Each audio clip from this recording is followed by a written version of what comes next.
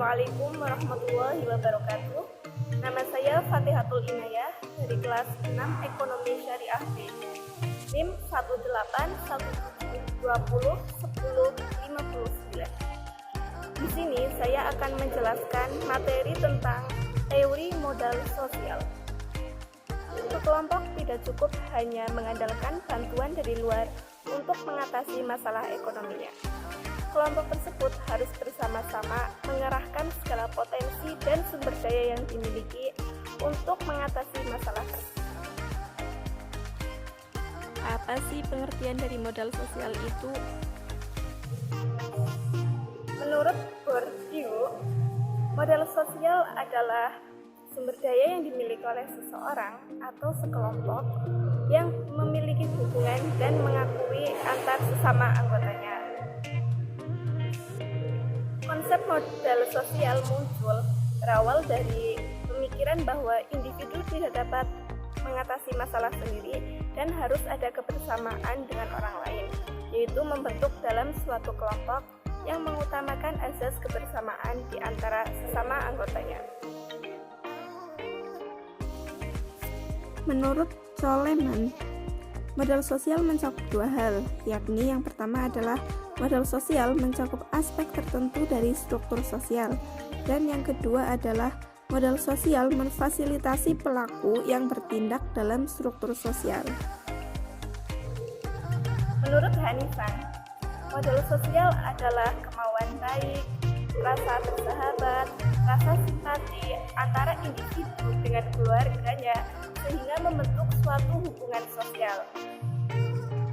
Seperti contoh adalah dalam kehidupan pesantren, tentunya antara teman satu dan teman lain itu statusnya bukan teman lagi, melainkan sebuah keluarga.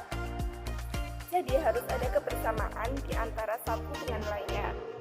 Harus ada rasa bersahabat, rasa simpati dan empati terhadap orang lain. Contohnya, ketika kita makan, kita harus memikirkan orang lain juga. Jangan sampai kita makan sedangkan teman kita tidak makan. Begitulah yang dimaksud dengan rasa bersahabat antara satu anggota dengan yang lainnya. Berikut merupakan contoh kebersamaan yang terjadi di Pondok Pesantren Al-Hidayah.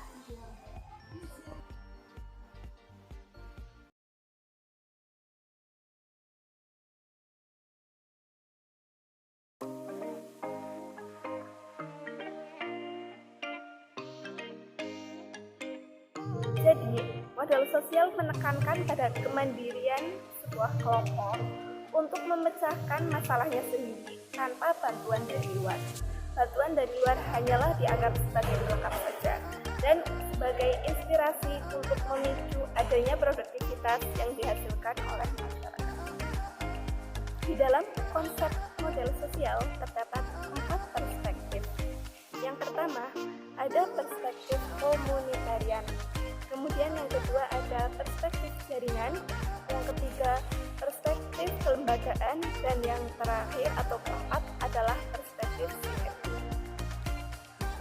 Dari 4 perspektif modal sosial memiliki pelaku dan preskripsi kebijakan yang berbeda-beda.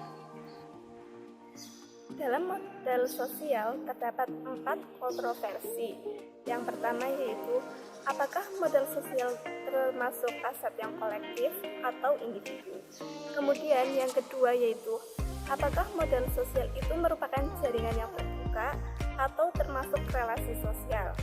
Kemudian yang ketiga, apakah modal sosial tersebut menghasilkan keuntungan. Dan yang terakhir adalah apakah modal sosial tersebut dapat dikuantifikasikan dalam bidang ilmu sosial. Modal sosial juga memberikan peranan penting dalam mengefektifkan pemberian bantuan sosial dalam pembangunan masyarakat. Apabila teori modal sosial diaplikasikan dengan baik, maka dapat membentuk kelompok yang mandiri yang tidak bergantung kepada luar atau negara lain dan dapat membentuk tata pemerintahan yang baik. Sekian dari saya, kurang lebihnya mohon maaf. Wassalamualaikum warahmatullahi wabarakatuh.